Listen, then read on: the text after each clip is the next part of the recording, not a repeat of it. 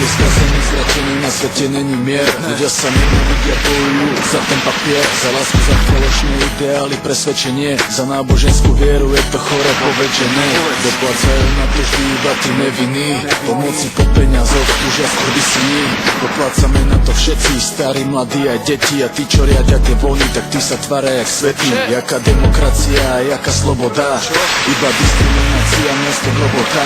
Vždycky je niekto na čele, ktorý riadi to celé, ktorému to pekne jebe a kvôli nemu zomreme. Keď zomre jeden človek, je to strašná tragédia. Keď zomre milión ľudí, tak je to štatistika. Prečo by som mal život obetovať za nich, aby si ma zapísali do svojich štatistík?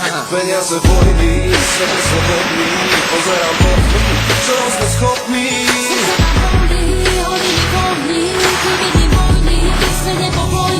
Peniaze, vojny, svet je slobodný, pozerám do tmy, čo sme schopní. Srdce ma bolí, horí mi voľný, keď vidím vojny, svet je pokojný.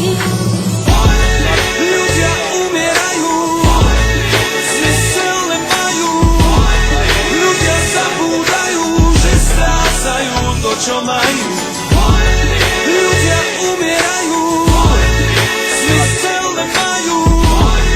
Ľudia zabúdajú, zabíjajú, s ohňom sa hrajú. Vojny, Afganistan, Irak a Palestína, pozri si správy, do dnešného dňa sa tam zabíja. Amerikanizmus, sionizmus a svetovláda. Pýtam sa teba, či vieš, že to tento svetovláda. Pýtam sa teba, či si pripravený umrieť za nich, za objektívy bohatých a vyvolených. Ako si svoj život vážiš, ako si svoj život ceníš, či tomu človeku veríš, ale ako hodnotu nevíš. Naša história píšu vždycky víťazí, to znamená, že nie vždy pravda víťazí. A preto nejsem parazit, ktorý sa nechá nakaziť, že môj život je vzácny a ten druhý musím zastaviť. Vidíš to sám, politika, ekonomika, ropa určuje zmysel života, pre mnohých je jeho hodnota. Sila peňazí sa na teba rúti ako potopa, buď pôjdeš proti prúdu, alebo bude z teba stoka. Peniaze, vojny, svet je slobodný, pozerám do tmy, čo sme schopní.